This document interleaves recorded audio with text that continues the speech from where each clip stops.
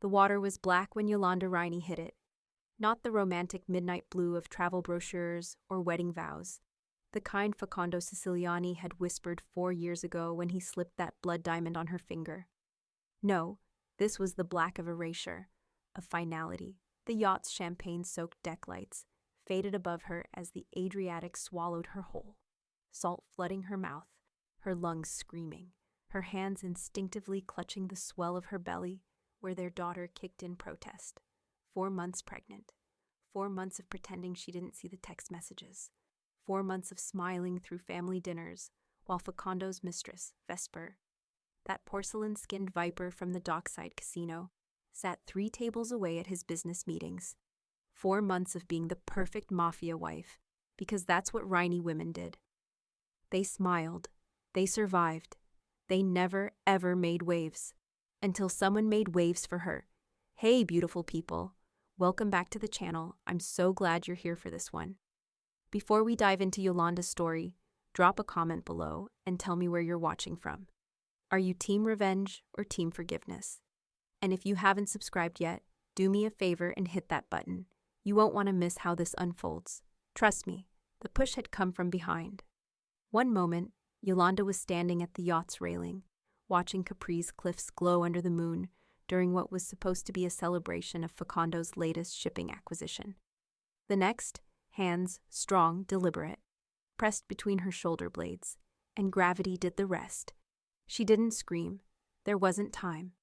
But she heard the splash, heard the music continue without pause, heard laughter drifting down as if nothing had happened. As if a woman, pregnant, beloved, the boss's wife, hadn't just been erased from the deck of the Siciliani crown. Yolanda's designer heels fell away into the abyss as she kicked, fought, surfaced once to gasp, and see the yacht already moving. Not stopping, not circling back. The engines purred in the distance, indifferent.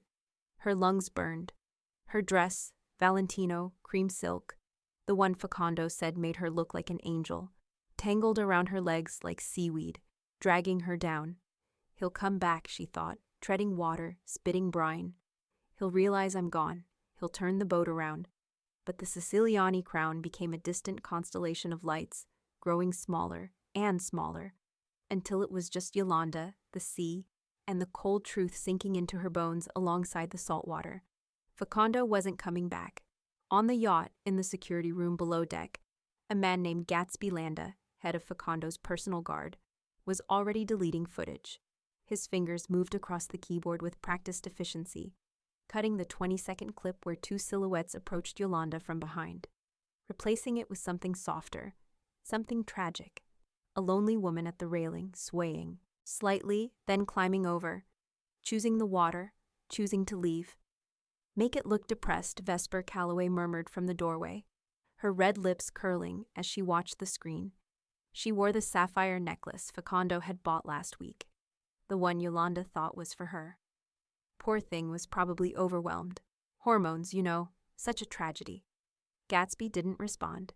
He finished the edit, backed up the false footage to 3 separate drives, then erased the original. 20 years in the Siciliani family had taught him one truth. Loyalty wasn't to people, it was to power. And power was shifting. Upstairs, Facundo's phone buzzed.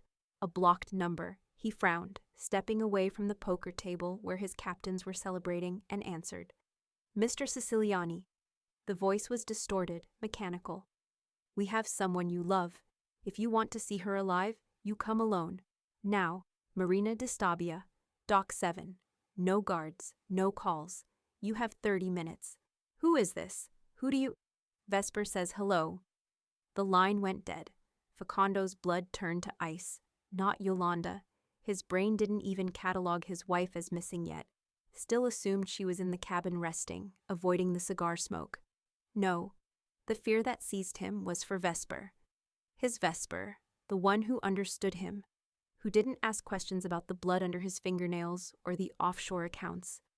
The woman he was planning to install in the penthouse, once he figured out how to quietly dissolve a marriage without losing face with the 5 families. He turned to Gatsby, who appeared at his elbow as if summoned.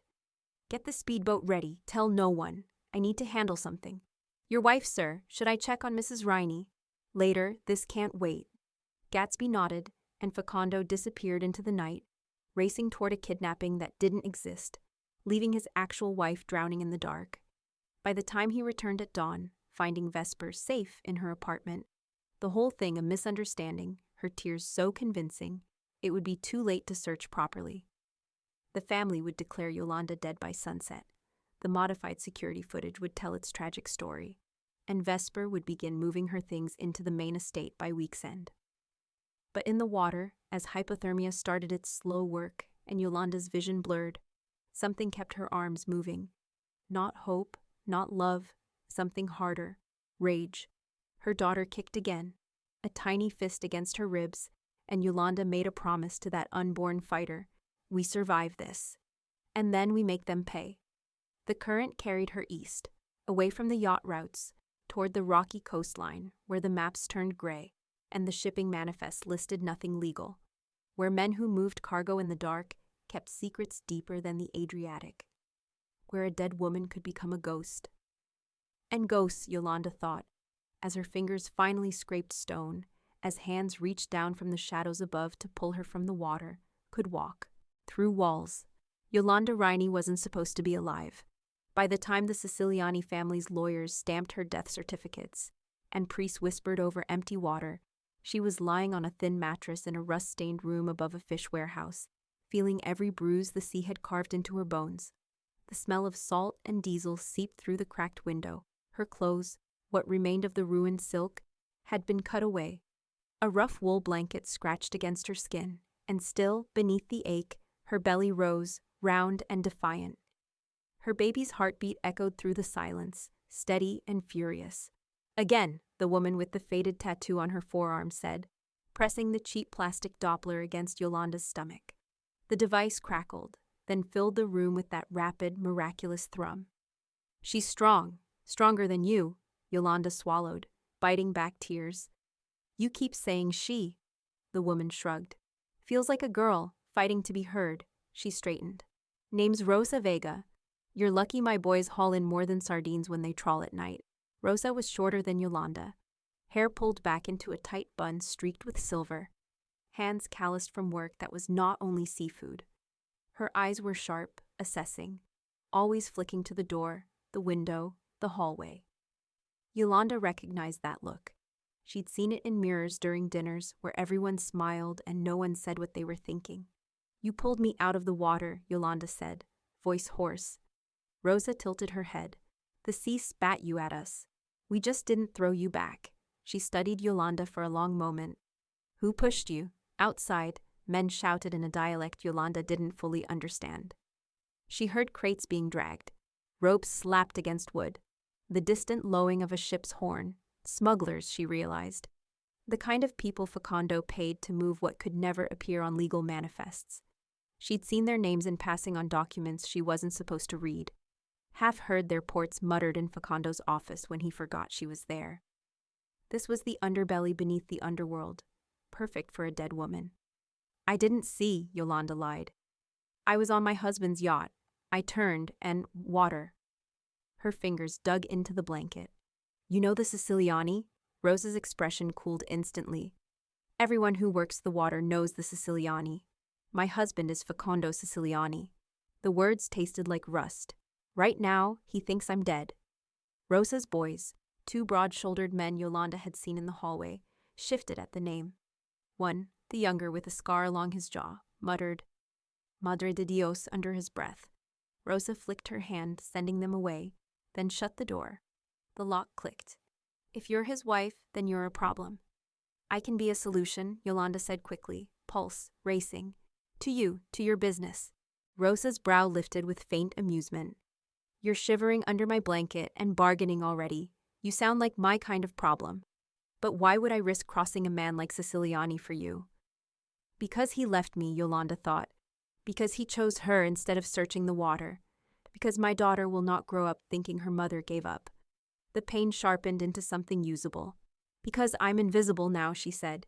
"You said it yourself, I'm lucky. The sea didn't just spit me out. It gave you something valuable, a ghost. And ghosts can move through systems the living can't." Rosa leaned against the wall, arms crossed. What systems? Yolanda thought of Facondo's office, the polished wood, the wall of screens showing shipping routes, the blinking dots that marked his empire. She remembered late nights when he'd leave his laptop open, believing her too in love or too naive to understand what she was seeing. He forgot that before she became a mafia wife, she'd been a bookkeeper in a tiny accounting firm, the kind of woman who noticed patterns, inconsistencies, missing decimals. She had seen everything. She just hadn't known what to do with it, until now. Shipping, Yolanda said slowly. Manifests, the routes no one is supposed to know. The shell companies he uses. The ports that look clean on paper but aren't. I remember names, I remember numbers. Rosa studied her, eyes narrowing. You can prove that? I can reconstruct enough to hurt him, Yolanda said. Enough to matter to people like you.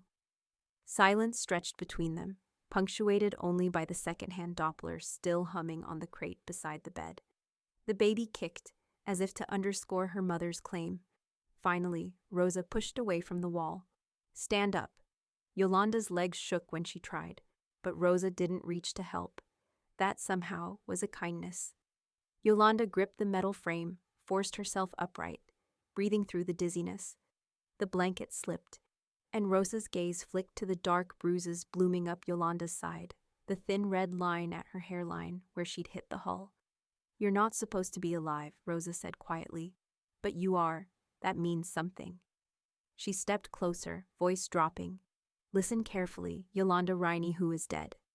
The Coast Guards report to men who report to your husband. The harbors, the police, half the judges. They all eat from his hand. If word gets out that you survived, you'll be fished from the water again, but not by my boys. I know. Yolanda met her eyes. So don't let word get out. Rosa's lips twitched. You're asking for a new life. I'm asking for a new name, Yolanda corrected. A chance to learn how your world works. Give me a roof, a way to move, and I'll give you what every smuggler dreams of. And what is that? Rosa asked. Leverage, Yolanda whispered.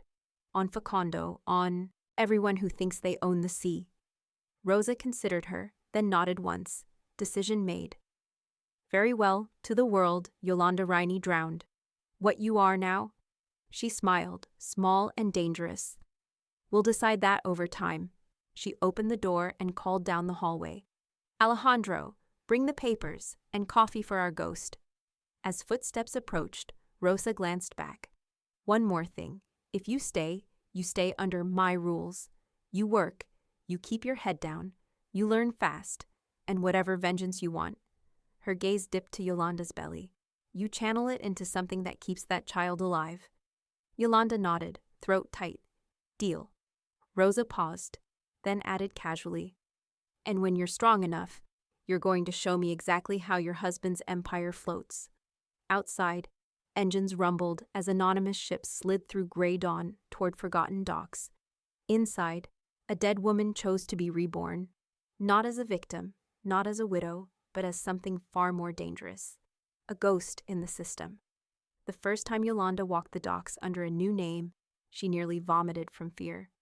Steady, Rosa murmured beside her, clipboard in hand, moving with the easy confidence of someone who belonged. You're Elena Baxter now, remember. You're my cousin from Marseille. Quiet. Good with numbers. Nobody asks questions about quiet women with numbers. Elena Baxter. The name tasted foreign in Yolanda's mouth, but she wore it like armor over the bruises still yellowing across her ribs. 3 weeks had passed since the water tried to claim her. 3 weeks of healing in Rosa's hidden world above the fish warehouse, learning the language of manifests and cargo codes, memorizing the rhythm of ships that moved in shadows. Her belly had grown, 5 months now, unmistakable under the oversized jacket Rosa had given her. But here, among the smugglers and dock workers, a pregnant woman was just another soul trying to survive. No one looked twice. The morning air was thick with diesel and brine as they approached Warehouse 14, where containers stacked like steel mountains, each one stamped with shipping codes that told stories to those who knew how to read them. Yolanda, Elena, clutched her own clipboard, the papers Rosa had given her covered in transit numbers and port authorizations that looked legitimate enough to pass casual inspection. That one, Rosa said, nodding toward a rust-red container marked Siciliani Imports. Your husband's. due to clear customs at noon, heading inland to the distribution center in Naples. Inside, she smiled thinly. Not the textiles the paperwork claims. Yolanda's heart kicked against her ribs. She'd seen this container's tracking number before, months ago, on Facondo's laptop. Back when she was still a wife pretending not to understand her husband's business. Back when ignorance felt like safety. "What's really inside?" she asked. "Weapons, Romanian surplus, bound for a buyer Facondo, promised delivery to by Friday. If that container doesn't arrive, or arrives compromised, he loses credibility. And in our world, credibility is currency." Rosa handed her a pen. "All you have to do is change one number on the customs form. One digit. The container gets flagged for agricultural inspection instead of standard clearance. Delays it by 72 hours minimum, maybe more. Small mistake. Big consequences." Yolanda stared at the clipboard. Her hand trembled. This was it. The line between surviving and striking back. Between hiding and hunting. "He'll know someone interfered," she whispered. "He'll suspect dock corruption. Happens all the time. He'll pay a fine, grease some palms, scream at whoever's in charge of logistics." Rosa's voice softened. "But he won't suspect you. Dead women don't file paperwork." A ship's horn sounded in the distance, deep and mournful. Yolanda thought of the yacht, the champagne glasses, Vesper's red smile. She thought of Facondo's phone call pulling him away while she drowned. She thought of her daughter kicking steadily inside her, demanding a future where her mother was not a victim. She clicked the pen, changed the 7 to a 4, signed Elena Baxter at the bottom in handwriting that was almost but not quite her own. Rosa took the clipboard back without comment, walked it to the customs office, and returned 5 minutes later. "Done. Now we wait." But they didn't have to wait long. At 11:47 a.m., as Yolanda sat in Rosa's cramped office reviewing shipping routes on a salvaged laptop, a black sedan pulled up to the warehouse perimeter. The kind of car that didn't belong in this part of the docks. The kind with tinted windows and men inside who carried guns in shoulder holsters. Rosa glanced out the window and swore softly in Spanish. "What?" Yolanda stood too quickly, dizziness washing over her. "Gatsby Landa," Rosa said. "Your husband's head of security. He's here." The blood drained from Yolanda's face. Gatsby, the man who'd always been polite to her at family dinners, who'd held doors and called her mom, who'd probably deleted the footage of her being pushed. Gatsby, who knew her face better than almost anyone in Facondo's inner circle. "He can't see me," Yolanda breathed. "Rosa, he can't—" "Back room, now." Rosa grabbed her arm, steered her toward a narrow storage closet, lined with mildewed life jackets and coils of rope. "Stay quiet. Don't move until I come for you." The door shut, plunging Yolanda into darkness. Through the crack, she watched Rosa smooth her expression into neutrality and step outside to meet Gatsby. His voice carried through the thin walls, smooth and dangerous. "Ms. Vega, unexpected inspection. We've had reports of irregularities with one of our shipments." "Irregularities?" Rosa sounded bored. "Everything here clears customs same as always. You want to check my records?" "I want to know who touched my paperwork." Silence. Then Rosa's laugh, sharp and dismissive. "Half the dock touches your paperwork, amico. You think we're special? File a complaint with the Port Authority like everyone else." Footsteps. Heavy boots on concrete. Yolanda pressed herself against the back wall of the closet, heart hammering so loud she was certain Gatsby would hear it. Through the crack, she saw his shadow pass, tall, broad-shouldered, moving with predator's patience. He paused, sniffed the air. "You have someone new working here." "My cousin, from France. She keeps books. I'd like to meet her. She's at lunch." "Where?"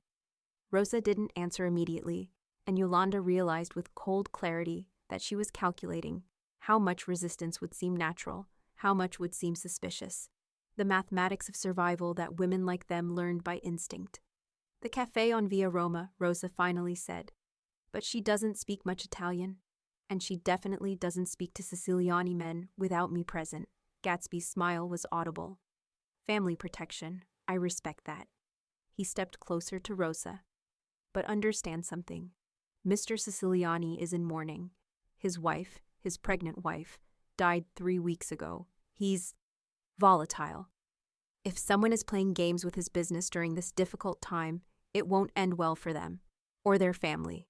In the darkness, Yolanda bit her lip until she tasted copper. Morning. He called it morning. I'll keep that in mind, Rosa said coolly. Now, unless you have a warrant, I have work to do.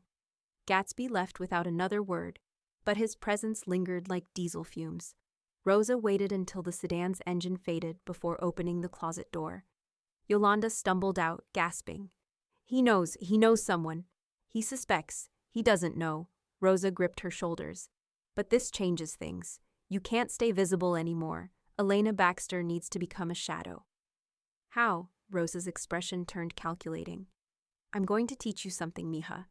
The men who run this world, men like your husband, they look at screens and spreadsheets. They see shipments, manifests, numbers. They don't see the people who enter those numbers, the clerks, the data processors, the invisible women in back offices who make their empires float. She pulled Yolanda to the laptop, opened a file marked Siciliani Maritime Operations. This, Rosa said, is how you become his nightmare, not with a gun, not with a confession, but with this. The screen glowed with shipping schedules, port assignments, cargo classifications, contact names. The entire nervous system of Facondo's empire, laid bare in code and columns. You're going to learn how to make one container disappear, then 5, then 20. You're going to learn which ports bribe easily and which ones don't. You're going to learn exactly where his money flows and how to dam it up without leaving fingerprints. Yolanda stared at the screen, then at her hands, no longer trembling. And then? Rosa smiled, dangerous and proud. Then you make the man who left you to drown come crawling back, not because he loves you, but because you're the only one who can stop the bleeding. Outside, the docks hummed with the sound of commerce and crime, indistinguishable from each other. Inside, a ghost placed her fingers on the keyboard and began to learn the architecture of revenge.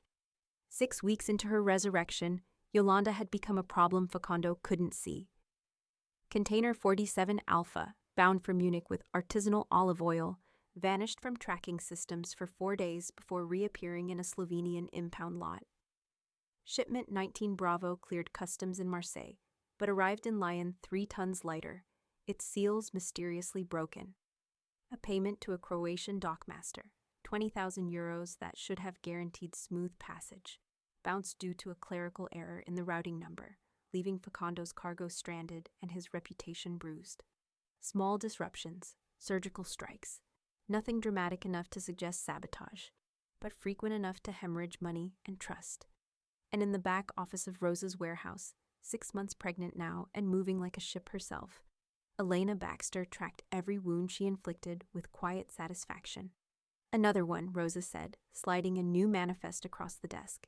Siciliani shipment due in Genoa tomorrow. High priority, weapons again, but these are going to someone who doesn't accept delays. Russian buyer, very impatient people. Yolanda studied the paperwork, her reading glasses perched on her nose. A costume piece Rosa insisted on. Make you look like a clerk, she'd said. Invisible. The glasses worked. So did the loose clothing, the flat shoes, the way Yolanda had learned to move through spaces without drawing eyes. She traced the shipping route with her finger. If I reclassify this as hazardous materials, it triggers a mandatory 48-hour safety inspection. They'll tear the container apart looking for chemical leaks. And find weapons instead, Rosa finished. Port authority confiscates everything. Siciliani loses the shipment and the buyer. The Russians don't forgive missed deliveries. Yolanda made the notation, her handwriting steady. 2 months ago, her hands would have shaken. Now they moved with purpose. She'd learned to separate emotion from execution, to let rage simmer low and constant rather than boil over. Rosa had taught her that. Revenge, the older woman said once, is not a wildfire. It's a slow poison. You administer it drop by drop until they realize they're dying. But as Yolanda signed off on the reclassification, her phone buzzed. The cheap burner Rosa had given her, used only for essential communication. A message from Alejandro, Rosa's nephew, who worked the overnight shift. Problem: security sweeping warehouses tonight. Gatsby's orders. looking for leaks. Rosa read the message over her shoulder and swore. They're getting closer. How close? Yolanda asked, pulse quickening despite her practiced calm. Close enough. That sitting still is dangerous. Rosa pulled up a different file on the laptop, one Yolanda hadn't seen before. I've been keeping something from you. Information I wasn't sure you were ready for. The screen showed photographs, surveillance shots. The first was of Facundo, looking gaunt and furious, shouting at someone outside his estate. The second was Vesper, draped in Yolanda's jewelry, smiling at a restaurant opening. And the third, Yolanda's breath caught. The third was a man she didn't recognize, older, silver-haired, expensively dressed. He stood on a yacht deck, not Facundo's yacht, but similar, shaking hands with someone whose face was blurred. Who is that? She whispered. Donovan Lamarck, Rosa said, one of the 5 families. He and Facundo have been rivals for years, competing for the same routes, the same buyers. 3 weeks ago, Lamarck approached me, wanted to know if I'd heard anything about Siciliani having operational problems. Yolanda looked up sharply. What did you tell him? Nothing, yet. Rosa's expression was unreadable. But I'm telling you now because Lamarck isn't just curious, he's circling. Word spreading that Facundo is slipping. Missing shipments, angry buyers, sloppy operations. The kind of weakness that gets you replaced in our world. Replaced by who? By whoever's strong enough to take what's his. Rosa leaned back. Lamarck has the resources.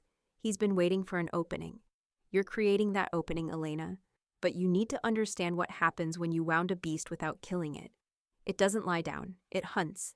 The baby kicked hard against Yolanda's ribs, as if objecting to the tension. She pressed her palm against the movement, grounding herself. What are you saying? I'm saying it's time to decide how far you're willing to go. Right now, you're a ghost playing with spreadsheets. But if Gatsby finds evidence of tampering, if Facundo realizes someone with inside knowledge is sabotaging him, he'll tear this entire coast apart looking for answers. And pregnant women don't run fast. Silence filled the office, broken only by the distant sound of forklifts and shouting dock workers. Yolanda thought of the water, the cold, the way her lungs had burned. She thought of Facundo's phone ringing, pulling him away to Vesper while she drowned.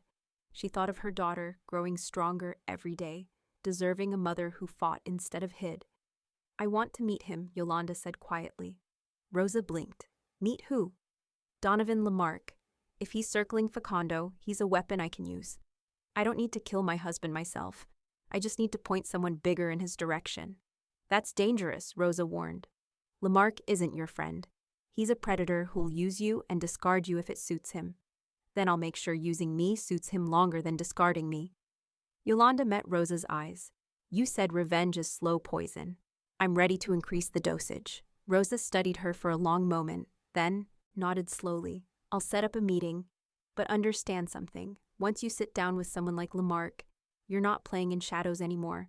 You're stepping into the light, and if Facundo even catches a whisper of your name attached to this, he won't, Yolanda said, because Elena Baxter is nobody, just another clerk, another pregnant woman trying to get by.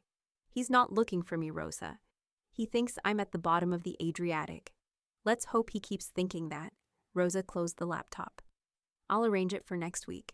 Neutral ground, public enough that Lamarck can't do anything stupid, private enough to talk business. You'll need a story ready, an offering. Men like him don't take meetings out of charity. I'll give him Facundo's distribution network in Eastern Europe, Yolanda said immediately, complete with contact names, bribe schedules, and transit routes. Everything he'd need to cut Facundo out and take over the territory. Rosa's eyebrows rose. You memorized all that. I was married to him for 4 years. I paid attention. Yolanda's voice hardened. He thought I was decoration. A pretty wife to photograph at charity events. He didn't realize decoration sees everything. No, Rosa said softly. He didn't. And that's going to cost him everything. That night, as Yolanda lay in her small room above the warehouse, she felt her daughter move beneath her hand, strong, insistent, alive. She whispered promises into the darkness. Promises about safety, about justice, about a world where women who were pushed didn't stay down.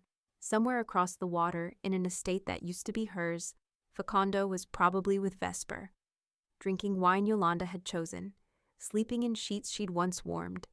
He'd replaced her in every way that mattered to him, erasing her existence like she was a line item on a balance sheet. He didn't know the balance sheet was changing. He didn't know his dead wife was learning to speak the language of his enemies. He didn't know that every container that went missing, every payment that failed, every buyer that walked away, all of it led back to the woman he'd left in the water, but he would. Yolanda closed her eyes and felt her daughter kick one more time, fierce and determined. "Soon," she whispered. "Soon he'll know what it cost to let us drown." The restaurant was called Il Gabbiano, the Seagull, and it perched on a cliff overlooking the Tyrrhenian Sea, like a jewel box balanced on the edge of oblivion. Yolanda had walked past it once, years ago, on Facondo's arm, back when she believed expensive wine and ocean views meant she was safe.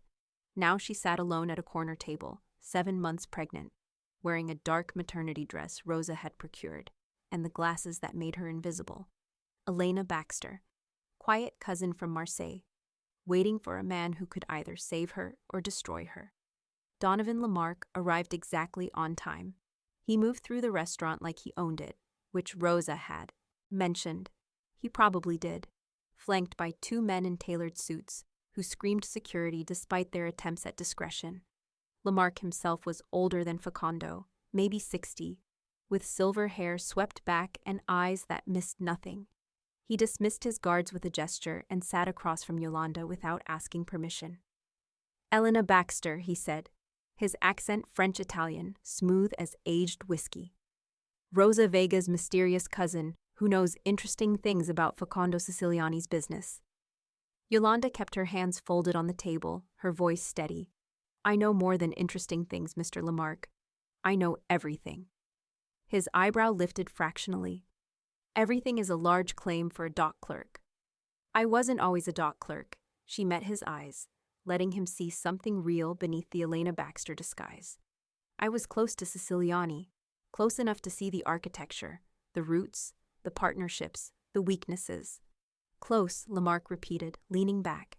"Lover, accountant, disgruntled employee? Does it matter? Context always matters.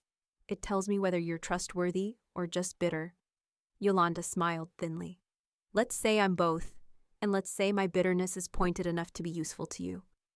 A waiter appeared with wine, Barolo, expensive, probably older than Yolanda. Lamarck waved away her glass when she tried to refuse. "For appearances," he said quietly. "Pregnant women having business meetings draw attention. Pregnant women having wine with family friends do not." She understood the game and let the glass sit untouched between them. "So," Lamarck said, swirling his own wine, "Rosa tells me Facondo's operations have been troubled lately. Shipments delayed, cargo lost, buyers unhappy. Some people might call that bad luck. I call it patterns, and patterns suggest intelligence." "Suggest someone on the inside," Yolanda said. "Someone who knows which threads to pull to unravel the whole sweater. Are you confessing? I'm offering." She slid a folded paper across the table. Names, routes, contact information for Facondo's Eastern European network. Handwritten in her neat script. 3 distribution hubs, 7 key contacts, 2 border officials who take bribes. Everything you need to cut Facondo out of Poland, Czech Republic, and Hungary. Take it, and his revenue drops by 30% in 6 weeks. Lamarck didn't touch the paper. "And what do you want in return?" "Protection, a new identity, resources to disappear completely once my daughter is born." She paused. "And I want Facondo to know he's losing ground. I want him panicked, desperate, weak enough that the truth about what he did comes out." "What truth?" Yolanda hesitated. This was the moment, the confession that would either buy Lamarck's alliance or paint a target on her back. She thought of the water, the darkness, the modified security footage. She thought of her daughter kicking urgently inside her, running out of time. "Facondo murdered his wife," she said quietly. "Had her pushed off his yacht 2 months ago. She was pregnant. He covered it up, called it suicide, and moved his mistress into the estate before the body was even declared." Lamarck's expression didn't change, but something flickered in his eyes. Interest. "That's quite an accusation. Do you have proof?" "The original security footage exists. Somewhere, someone made a backup. They always do. And there were witnesses. People who saw what happened, who helped stage the cover-up. She leaned forward slightly. Gatsby Landa, Facondo's head of security. He orchestrated the deletion. The mistress, Vesper Calloway, she was involved. And the crew, someone on that yacht knows the truth. Even if true, Lamarck said slowly, proving it would require leverage, resources, willingness to go to war with Siciliani directly. That's why I'm here. I can't fight him alone. But if his business is bleeding, if his allies start questioning his competence, if the five families start wondering whether Facondo Siciliani is still the man they thought he was, that creates opportunity. For you, for me, for justice. Lamarck was silent for a long moment, studying her face. Then he picked up the paper, unfolded it, scanned the contents. This information is accurate. Every word. And you obtained it how? Yolanda smiled, sad and sharp. Let's just say I was very close to Facondo. Close enough that he forgot I existed while I was standing in the room. Understanding dawned in Lamarck's eyes. Slow, then sudden. He set down the paper, looked at her rounded belly, her careful disguise, the way she held herself like someone who'd learned to disappear. Madre di Dio, he breathed. You're her. Yolanda said nothing. Confirmation would be dangerous. Denial would be pointless. Yolanda Riney, Lamarck continued, voice dropping to barely above a whisper. The wife who drowned. Except you didn't drown, did you? You survived. And now you're sitting across from me, very much alive, very much pregnant, offering me your husband's empire on a piece of paper. Her heart hammered, but her voice stayed level. My name is Elena Baxter. Your name, Lamarck said, is a ghost story. And ghost stories, chérie, are the most dangerous kind. He leaned forward, all pretense of casual conversation gone. Does Facondo know? If he knew, I wouldn't be here. I'd be at the bottom of the sea, successfully this time. And Rosa, how much does she know? Enough to shelter me, not enough to be implicated if this goes wrong. Lamarck sat back, reassessing everything. This changes the entire landscape. If the families discover that Facondo murdered his pregnant wife, if there's proof, it doesn't just damage him, it destroys him. No one does business with a man who kills women and children. It violates every code we pretend to honor. Then help me prove it, Yolanda said. You want his territory. Take it. But I want more than just his business collapsing. I want his reputation. Shattered. I want everyone who smiled at my funeral to know he put me there. Revenge, Lamarck said, almost admiringly. Served very, very cold.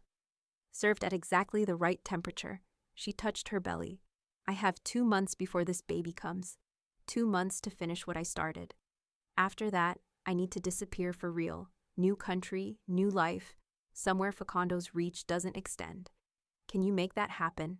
Lamarck considered, turning his wine glass slowly. I can. But it will cost you more than just information. I need access to his financial records, bank accounts, shell companies, the money behind the manifests. Can you get that? Yolanda thought of Facondo's office, the laptop he left open, the passwords he never bothered changing because he thought his wife was dead. I can't get it, but I know someone who can. Who? Vesper Calloway, his mistress. She has access to everything now. She's living in my house, sleeping in my bed, playing at being the new Mrs. Siciliani. Yolanda's voice hardened. And she's stupid, ambitious, beautiful, ruthless, but stupid. She doesn't understand the business. She just wants the lifestyle. That makes her vulnerable. You want to flip her? Lamarck sounded skeptical. I want to use her. There's a difference. Yolanda pulled out her phone, the burner, and showed him a photo Rosa had obtained. Vesper at a cafe, laptop open, documents visible on the screen. She works from public places, shows off, takes calls where people can hear. She's a security nightmare, and Facondo's too distracted by his failing empire to notice. Lamarck studied the photo, then smiled. Slow, dangerous, impressed. You've been planning this. Every single day since the water didn't kill me. He raised his wine glass in a mock toast. To ghosts who refuse to stay buried. Very well, Elena, who is Yolanda. I'll give you what you need. Protection, resources. A new identity when the time comes. In return, you give me Facondo's network, his financials, and enough proof of his crime to bury him with the families. Deal, Yolanda said. They didn't shake hands, too visible, too official, but the agreement settled between them like a contract written in smoke. As Lamarck stood to leave, he paused. One question. When this is over, when Facundo knows what you've done, will killing his empire be enough? Or will you want him dead?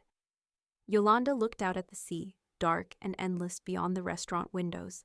The same sea that had tried to claim her. The same water that had given her back, harder and sharper than before. I want him to live, she said quietly. I want him to wake up every day in a cell, knowing his wife, his dead, drowned, forgotten wife, is the reason he lost everything. Death is too easy. I want him to feel what I felt in that water. Hopeless, abandoned, erased. Lamarck nodded, something like respect crossing his features. Then we understand each other perfectly. He left without another word, and Yolanda sat alone with her untouched wine and her daughter kicking steady rhythms against her ribs. Outside, the sea crashed against the cliffs, relentless and patient, just like her. Vesper Calloway wore Yolanda's life like a costume that didn't quite fit. From across the boutique cafe in Naples, the kind with velvet chairs and €14 cappuccinos, Yolanda watched the woman who'd helped orchestrate her death. Vesper sat by the window, sunlight catching the sapphire necklace at her throat, Facundo's credit card on the table beside her laptop. She typed lazily with manicured nails, pausing occasionally to sip her drink or check her phone, oblivious to the pregnant woman in oversized sunglasses 3 tables away.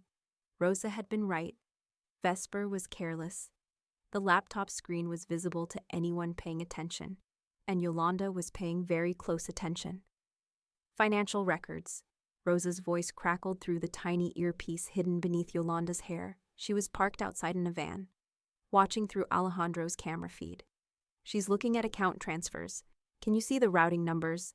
Not from here, Yolanda murmured into her collar, pretending to adjust her scarf. I need to get closer. Be careful. One wrong move and… I know. Yolanda stood slowly, her pregnant belly making the movement awkward but useful. People looked away from pregnant women, uncomfortable with the reminder of vulnerability. She moved toward the counter as if ordering, angling herself to pass Vesper's table.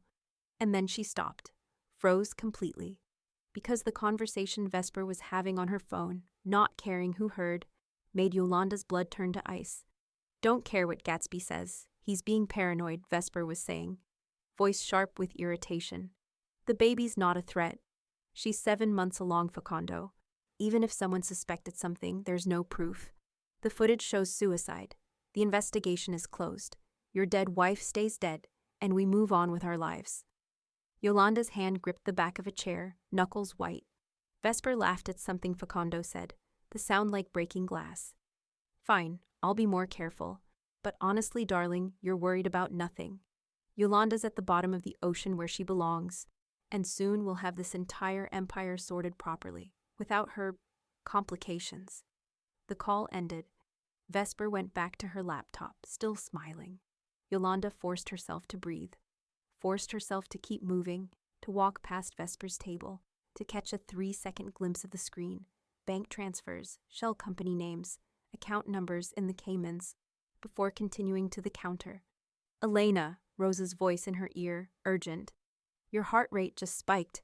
What happened? Yolanda ordered an herbal tea she didn't want, paid with trembling hands, then retreated to her table. She couldn't speak, couldn't risk Vesper hearing her voice, so she texted Rosa instead. She knows about the baby. They're calling. Her a complication. 3 dots appeared, then, get out, now, it's not safe. But Yolanda couldn't move, because Vesper's phone rang again, and this time the conversation was different. Gatsby, slow down, Vesper said, irritation shifting to concern. What do you mean there's a problem? Yolanda strained to hear over the cafe's ambient noise. Espresso machines, conversation, background music. A woman? Vesper's voice dropped. What woman? Where? Pause. Then, Elena Baxter. Never heard of her. Why would she matter? Yolanda's heart stopped. Wait, you think she's… Vesper's eyes widened. That's insane. You saw the body yourself. You said… She listened, face paling. No, There was no body, but the footage, the investigation. Gatsby, if you're suggesting what I think you're suggesting. She grabbed her laptop, suddenly frantic, fingers flying over the keys. Yolanda watched from behind her sunglasses as Vesper pulled up surveillance photos. Dock workers, warehouse employees, and there, in the corner of one grainy image, Elena Baxter, pregnant and carrying a clipboard, her face partially obscured but visible enough. Vesper zoomed in, stared, and her expression transformed from confusion to horror to rage in seconds. Putana, Vesper breathed. It's her. Gatsby, how is this possible? How is she… Another pause. No, don't tell Facundo yet. Not until we're sure. If we're wrong, we look like idiots. But if we're right… She stood abruptly, gathering her things with shaking hands. The laptop snapped shut. The credit card disappeared into her purse, and Vesper walked out of the cafe like the building was on fire, phone still pressed to her ear. Yolanda sat frozen in her chair, watching through the window as Vesper climbed into a black Mercedes and sped away. Elena! Rosa's voice was sharp now. Talk to me, what just happened? Yolanda pulled out her phone with numb fingers and typed, They know. Gatsby found photos. They know I'm alive. The response came immediately. Abort. Leave the cafe, different exit. Alejandro's coming to get you. Move. But Yolanda couldn't move, because her mind was racing through implications, calculations, timelines. If Gatsby knew, if Vesper knew, how long before Facundo knew? Hours? Minutes? And once he knew his dead wife was alive, pregnant, hiding, sabotaging his business, what would he do? He'd hunt her, properly this time. No staged accidents, no convenient drownings. He'd tear apart every warehouse, every dock, every safe house, until he found her. And when he did, her daughter kicked hard, as if sensing her mother's panic. Yolanda pressed her hand to her belly, breathing through the fear. 7 months. She had maybe 6 weeks before the baby came. 6 weeks to finish this, or run forever. And running meant leaving Rosa exposed, meant abandoning the revenge that had kept her alive through cold nights and colder memories. No, she wouldn't run. But she couldn't stay visible either. Alejandro appeared at the cafe entrance, face tight with worry. He didn't approach her table, too obvious, but jerked his head toward the back exit. Yolanda stood slowly, left money on the table, and walked out through the kitchen like Rosa had taught her. The van was waiting in the alley, door already open. She climbed in. Rosa was there, laptop balanced on her knees, phone pressed to her ear, speaking rapid Spanish to someone. She ended the call when she saw Yolanda's face. How bad? Rosa asked. They have photos. They know Elena Baxter exists. They don't know for certain she's me, but Vesper suspects. Yolanda's voice was surprisingly steady. Gatsby's investigating. They're not telling Facundo yet. They want to be sure first. That gives us time, maybe a day, maybe less. Rosa closed the laptop. We need to move you. Different location. Somewhere they won't think to look. No, Rosa blinked. Excuse me? I'm not running. Yolanda met her eyes. If I disappear now, they'll know they were right. They'll tear this coast apart looking for me, and they'll find evidence of everything I've done. The manifests I altered, the shipments I disrupted. It all leads back to your warehouse, Rosa. To you. I won't let that happen. Then what do you suggest? Because sitting still means dying. Yolanda thought of Lamarck, of the deal they'd made, of the financial records she'd glimpsed on Vesper's laptop. She thought of her daughter, running out of time, deserving a mother who finished what she started. We accelerate, Yolanda said. Everything I've been doing slowly, carefully, we do it all at once. Burn Facundo's entire operation to the ground before he can strike back. Force his hand. Make him so desperate that he makes mistakes. That's suicide, Rosa said flatly. You're talking about declaring war on a man who will absolutely kill you this time. He'll try, Yolanda corrected. But I have something he doesn't. What's that? Nothing left to lose. Yolanda pulled out her phone and sent a message to the number Lamarck had given her. They know I'm alive. We move now or never. Are you in? The response came in seconds. I'm in. What do you need? Yolanda's fingers flew over the keys, everything Vesper has access to. Bank accounts, shell companies, contact lists. And I need Gatsby Landa, not dead, exposed. He orchestrated the cover-up. He has the original footage. If we can flip him or break him, we get proof. Ambitious, Lamarck replied. And dangerous. You're sure? Yolanda looked at Rosa, at Alejandro in the driver's seat, at the streets of Naples blurring past the van windows. She thought of the water, the darkness, the moment she'd decided to survive. She thought of every woman who'd ever been erased, replaced, forgotten. She typed, "I'm dead already, what more can they take from me?"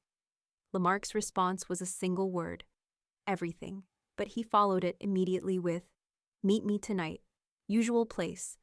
Come armed with a plan, because we're going to need one hell of a story." Yolanda pocketed the phone and looked at Rosa. "I need a favor, a big one. Name it. I need you to disappear me one more time, but not the way they expect. Not hiding. The opposite." She smiled, thin and dangerous. "I need you to make Elena Baxter very, very visible. Let them find me. Let Gatsby come looking, because when he does, I'll be ready." Rosa stared at her like she'd lost her mind. "That's not a plan, that's bait." "Exactly," Yolanda said. "And I'm betting Facondo's paranoid enough to take it. When he does, Lamarck will be watching, recording, gathering evidence. And once we have proof that Facondo ordered my death, once the families see what he did, he won't just lose his empire, he'll lose everything." "Including his life," Rosa said quietly. "The families don't forgive killing pregnant wives. Even in our world there are lines." "Good." Yolanda's voice was cold. "Let him lose it all, the way I almost did, the way he wanted me to." Her daughter kicked again, strong and insistent. A reminder, a promise. Outside the van, night was falling over Naples, turning the streets to shadow. Somewhere in the city, Facondo Siciliani was learning his dead wife might be alive. Somewhere, Gatsby Landa was reviewing photos, connecting dots, building a case. Somewhere, Vesper Calloway was calling in favors, tightening the net. But Yolanda wasn't running anymore. She was the net. Think Yolanda's plan is brilliant or reckless? Comment below and don't forget to subscribe. Part 7 is where the trap gets set and everything comes crashing down. I apologize. I didn't mean to stop mid-sentence. Let me complete Part 7, the turning point, properly. Part 7, the turning point. The warehouse felt different that day, too quiet, like the breath the sea takes before a storm. Dock workers moved with forced nonchalance, their eyes flicking more often than usual toward the entrance, the cameras, the office where Elena Baxter did her invisible work. Word had gone out, just as Yolanda and Rosa planned. The quiet clerk was asking too many questions and knew too much. Bait. "Last chance to change your mind," Rosa said, standing at the office window, arms crossed. She looked smaller than usual, stripped of her usual bravado. "We can still put you on a boat tonight. France, new passport, new everything." 7.5 months pregnant now, Yolanda adjusted the waistband of her loose pants and shook her head. "He's already on his way. Running now would confirm everything." "And staying confirms you have a death wish." "No." Yolanda touched her belly, feeling her daughter's familiar kick. "Staying confirms I'm done being afraid." Rosa's phone buzzed. She glanced at it, then swore softly in Spanish. "Black sedan, 2 vehicles, Gatsby and 4 men. 3 minutes out." "Positions?" Yolanda asked, voice steadier than her pulse. "Alejandro's in the loading bay with the recording equipment. Lamarck's people are watching from the fishing boat across the dock. They've got long-range audio and cameras. Everything Gatsby says will be captured." Rosa met her eyes. "But if this goes wrong, if he doesn't talk and just decides to finish what he started—" "He'll talk," Yolanda interrupted. "Men like Gatsby always talk when they think they've won. I just need to make him believe he's won." The sedans pulled up outside, black and predatory. Gatsby emerged from the first one, straightening his jacket with the same meticulous care Yolanda remembered from family dinners. Behind him, 4 men, not thugs, but professionals, the kind Facondo paid for discretion and efficiency. Rosa squeezed Yolanda's shoulder once, brief and fierce, then left through the back door. The plan required her absence. If Rosa was there, Gatsby might be cautious. But a pregnant clerk, alone and vulnerable, that was an invitation to arrogance. Yolanda positioned herself at the desk, back to the door, fingers moving over paperwork that meant nothing. She counted footsteps on the stairs, heavy boots, deliberate pace. The door opened without knocking. "Elena Baxter," Gatsby said, his voice smooth as oil on water. "Or should I say, Mrs. Siciliani?" Yolanda turned slowly, letting him see her face fully for the first time in 2 months. No sunglasses, no disguise. Just her, pregnant and defiant, meeting the eyes of the man who'd deleted the footage of her murder. "Gatsby." She kept her voice level. "I wondered how long it would take you," he smiled. The same polite smile he'd given her 100 times before, serving champagne at parties, holding car doors. "You're very good at hiding. If Vesper hadn't been careless with her laptop location, we might never have found you. But you did find me." Yolanda gestured to the chair across from her desk. "So now what? You drag me back to Facondo. Kill me properly this time. Push me off another boat." "I didn't push you," Gatsby said. But he didn't sit. His men stayed by the door, blocking the exit. "That was handled by others. I simply managed the aftermath. Cleaned up the narrative. By deleting security footage. By staging my suicide. By doing my job." He moved closer, studying her swollen belly with clinical detachment. "You're resilient, I'll give you that. Most women would have died in that water, or run much farther away." "I'm not most women." "No," Gatsby agreed. "You're a problem, a very pregnant, very inconvenient problem that Mr. Siciliani believed was solved." "Does he know?" Yolanda asked. "That I'm alive?" Gatsby tilted his head. "Not yet. Vesper and I wanted confirmation before worrying him. He's been volatile since your death. Sentimental, not himself." His expression hardened. "But now that I've confirmed it's you, yes, he'll know within the hour. And once he does, Elena, this little game ends." "What game?" Yolanda leaned back, hand resting on her belly. "You think I've been playing games?" "Gatsby, I've been dismantling my husband's empire one shipment at a time. Every delay, every lost container, every angry buyer, that was me. All of it." For the first time, Gatsby's composure cracked. "Why? Why not just disappear? You survived. You won. Why come back for revenge?" "Because he chose her over me." The words came out raw, true. "He got a phone call and left me to drown. He didn't search until morning. He replaced me before my body was even found. So yes, Gatsby, I came back. Because men like Facondo need to learn that the women they erase don't always stay erased." Gatsby was quiet for a moment, then said almost gently, "You know I can't let you leave here." "I know." Yolanda stood slowly, awkwardly, one hand braced on the desk. "But I need to know something first. The original footage, the one showing what really happened, do you still have it?" "Why would that matter?" "Because I want to know if you kept insurance. Men like you always keep insurance, Gatsby.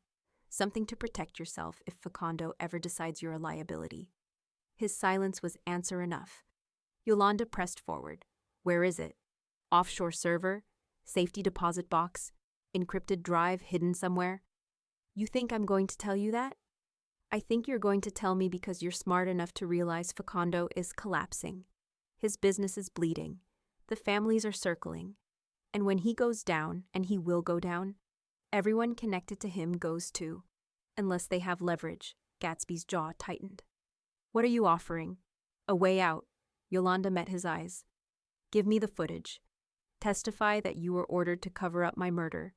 Help me expose Facondo to the families, and I'll make sure you walk away from this. New identity, money, freedom. Otherwise, you're just another soldier who goes down with the ship. You don't have that kind of power. No, but Donovan Lamarck does."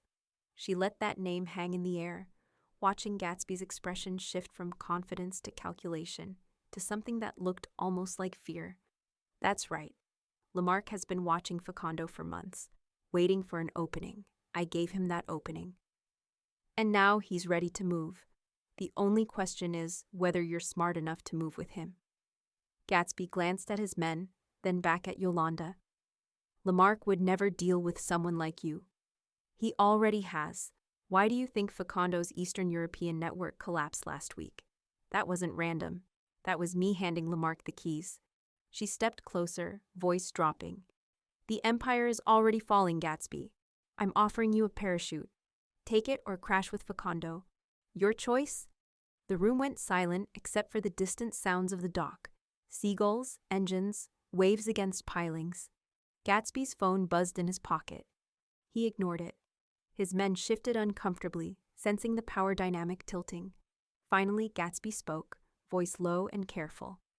The footage is on an encrypted server, accessible only with biometric authentication and a code I change weekly. It shows 2 men, Facondo's crew, pushing you overboard while you weren't looking. It shows Vesper watching from the upper deck. And it shows me receiving orders via text to handle the cleanup. From Facondo? From a burner phone registered to one of his shell companies. But yes, traceable to him with the right forensic work. Yolanda's heart hammered, but her voice stayed level.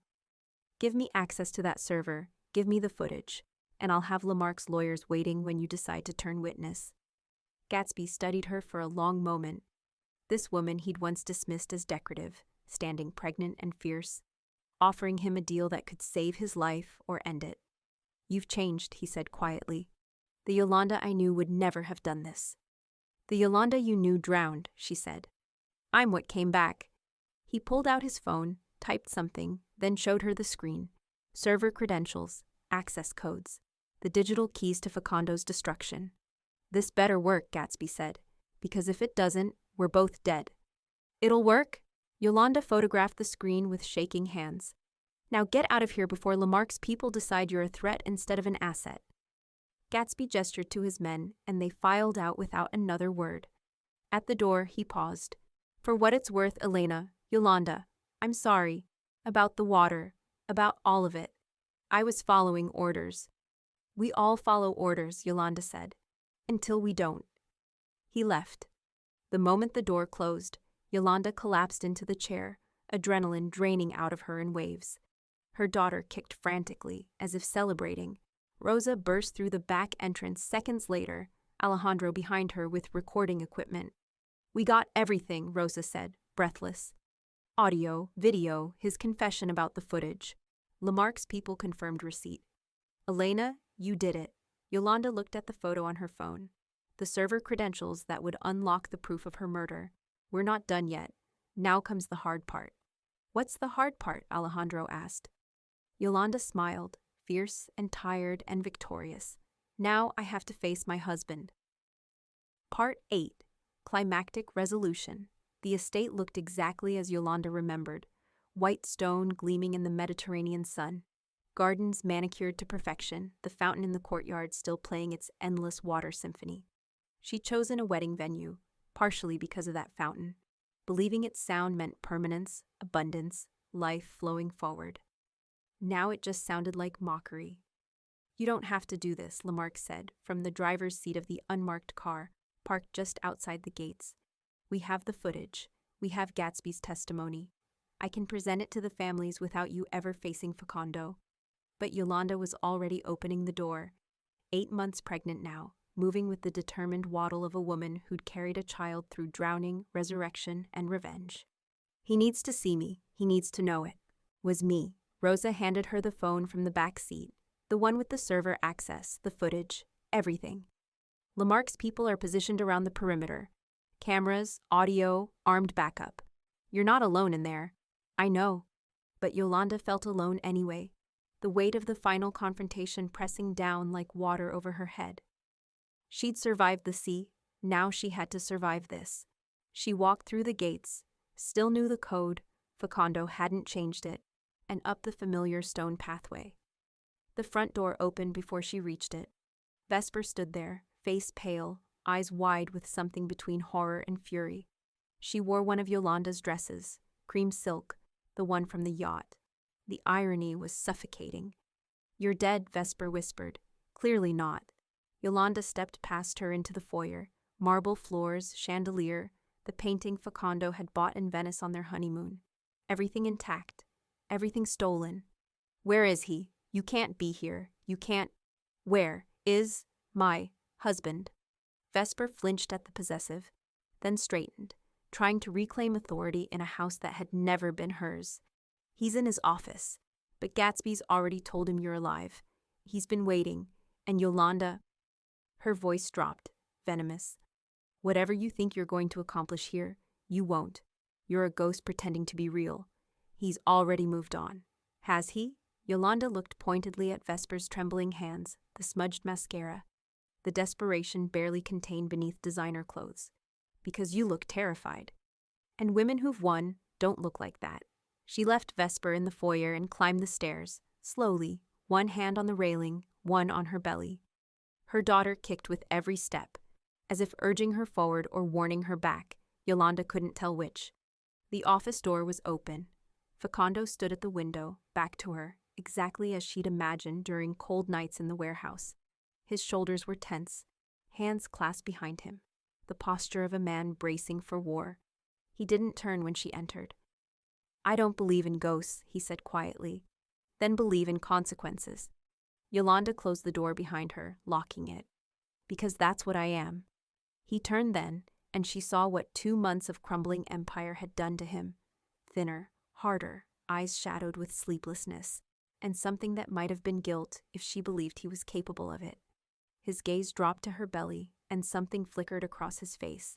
Shock, maybe, or recognition that the child was real, still alive, still growing despite everything he'd done. Yolanda. Her name sounded strange in his mouth, like a word in a dead language. How did I survive? She moved into the room, each step deliberate. I swam. I fought. I washed ashore and was pulled from the water by people who had more humanity than you ever did. And then I learned something interesting, Facundo. I learned how to dismantle everything you built. His expression hardened. The shipments, the delays, the missing cargo. That was you. Every single piece. While you were playing house with Vesper, I was choking your revenue. While you were mourning your tragic dead wife, I was learning your roots, your contacts, your weaknesses. While you were fucking her in our bed, I was taking everything else. Facundo's jaw clenched. You're one woman, pregnant, alone. You think you can destroy what took me 20 years to build? I don't think. I know.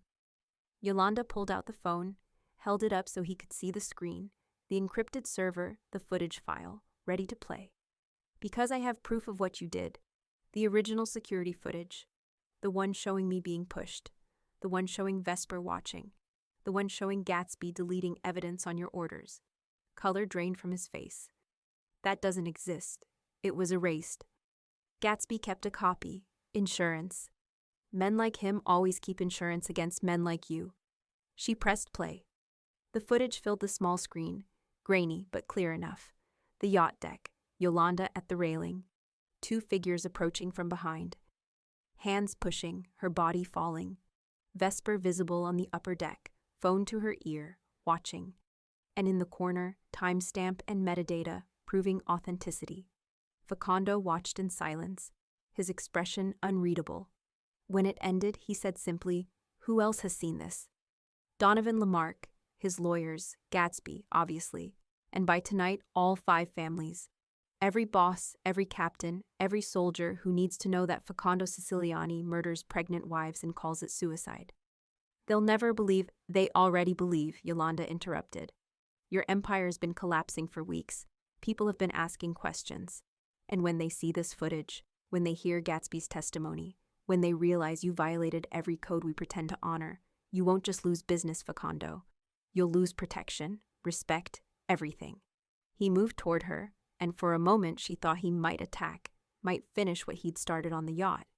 But he stopped just out of reach, staring at her like she was a puzzle he couldn't solve. Why, he asked? Why not just disappear? Take the child, start over somewhere I'd never find you. Why come back for this? Because you need to know, her voice cracked, raw with months of suppressed pain. You need to know that when you pushed me overboard, when you chose her over searching for me, you didn't kill a decoration. You didn't erase some helpless wife. You created something much worse. You created a woman with nothing left to lose and every reason to watch you fall. I never ordered them to push you, Facundo said quietly. That was Vesper. She was afraid you'd discovered the affair, that you'd turn me against her. She convinced my men to stage an accident. I didn't know until after. But you covered it up, Yolanda said. You let Gatsby delete the footage. You declared me dead. You moved her into my home, my bed, my life. So whether you pushed me yourself or just let it happen, you're guilty. And now you pay. Facundo was silent for a long moment. Then, surprising her, he laughed, bitter and broken. You win. Is that what you want to hear? You've destroyed me, Yolanda. The families will come for me. Lamarck will take everything. I'll be lucky if I see the inside of a cell instead of a grave. Good, she turned toward the door. That's exactly what I want. Wait, his voice stopped her. The baby, is she healthy? Yolanda's hand instinctively covered her belly. Why would you care? Because she's mine. Whatever I did to you, she's still mine. No, Yolanda said coldly. She's mine. You gave up any claim the moment you left me in that water. She'll never know your name. She'll never know what you did. She'll just know she had a mother who fought like hell to give her a better world than the one you tried to trap us in. She unlocked the door, opened it. Lamarck's people were already in the hallway, armed, professional, ready. They moved past her into the office, and Facundo didn't resist as they explained he was coming with them. The families wanted to talk. The footage had been shown. Judgment had been passed. Yolanda didn't stay to watch him taken away. She walked down the stairs, past Vesper, who stood frozen in the foyer, past the fountain with its endless water, through the gates to where Rosa and Lamarck waited. It's done, she said simply. Rosa pulled her into a fierce hug. You're free. But Yolanda didn't feel free. She felt exhausted, hollowed out, like the revenge she'd carried for so long had burned through everything else. Her daughter kicked, reminding her that freedom wasn't the end. It was just the beginning. Lamarck handed her an envelope. New passport, new identity, bank account in Switzerland with enough to start over anywhere you choose. The families have agreed. You're untouchable now. No one comes after you, ever. And Facundo, prison, 20 years minimum. The families wanted him dead, but I convinced them living with what he lost would be worse. Lamarck smiled thinly. You were right. Death is too easy. Yolanda took the envelope, felt its weight, its promise. Thank you. Thank you, Lamarck corrected. You gave me Eastern Europe and a competitor's complete destruction. That's worth protecting. He paused. Where will you go? She looked at Rosa, who nodded. North, Yolanda said. Somewhere cold, somewhere far from the sea. Somewhere her daughter could grow up free. Part 9, Satisfying Conclusion.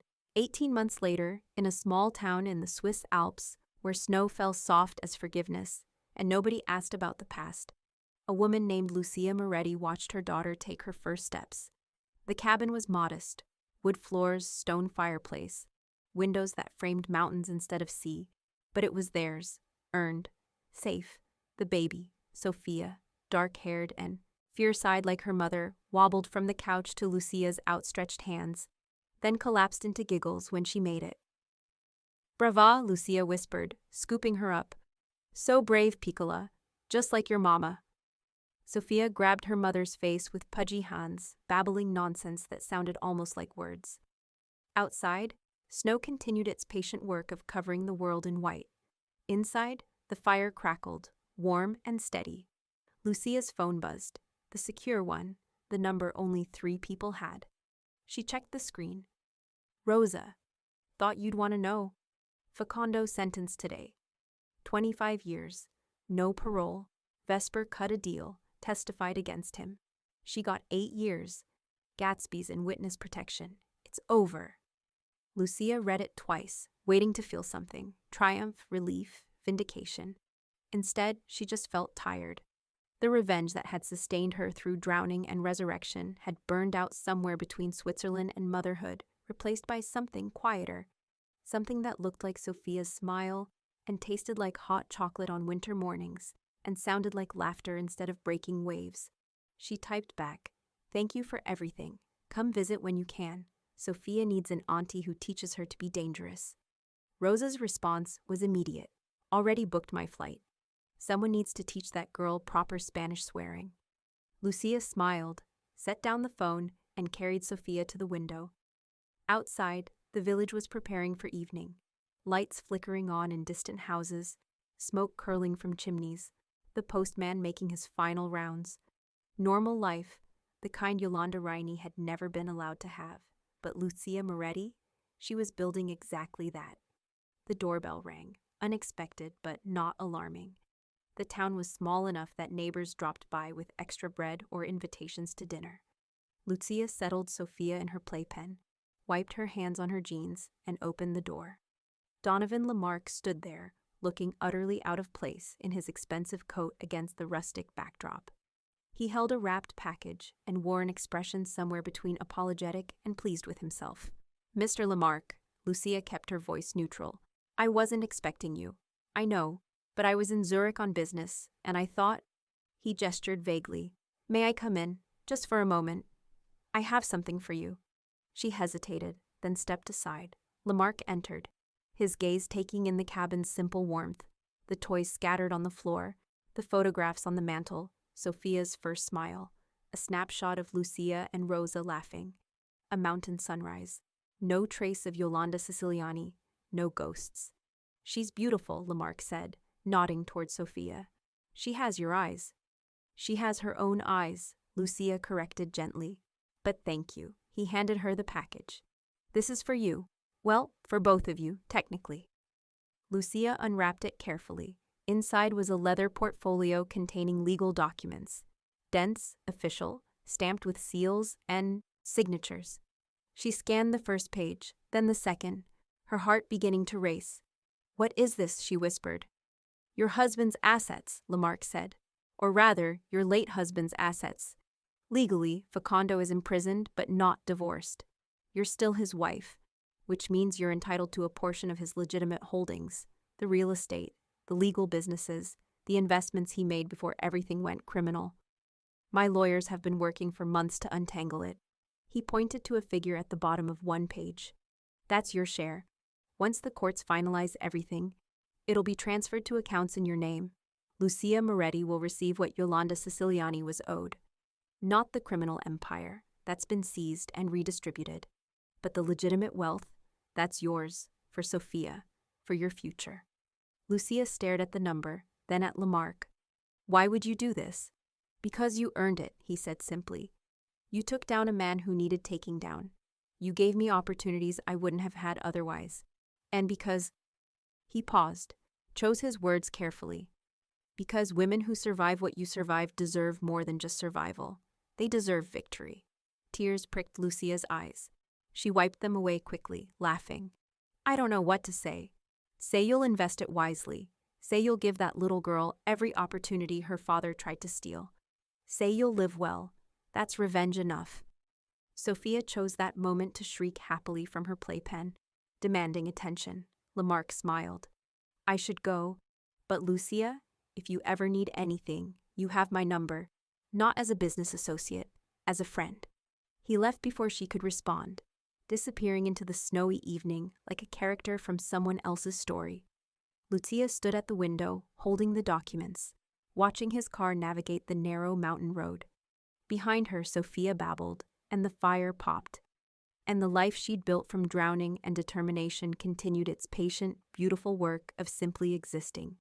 She thought of Facundo in his cell, 25 years stretching ahead of him like the ocean that had tried to claim her.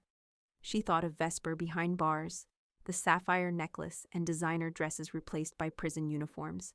She thought of Gatsby, relocated and erased, living under a name that wasn't his.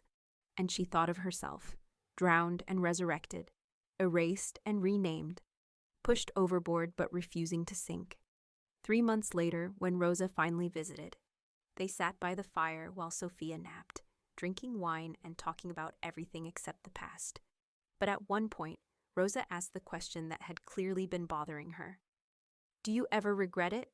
Coming back instead of just disappearing?" Lucia considered, watching snow fall past the window.